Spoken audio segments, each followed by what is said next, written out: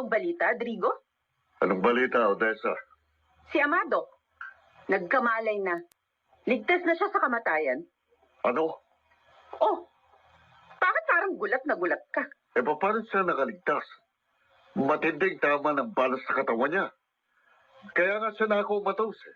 Bakit mabubuhay pa siya? Teka. Oh, Parang sa tono ng pananalita mo, ayaw mo na siyang mabuhay. ha? Bakit, Drigo? Anong dahilan? May kinalaman ka ba sa nangyari sa kanya? Ikaw ba ang nagtangka sa buhay ni Amado? Ha? Ikaw ba, Drigo? Sayang.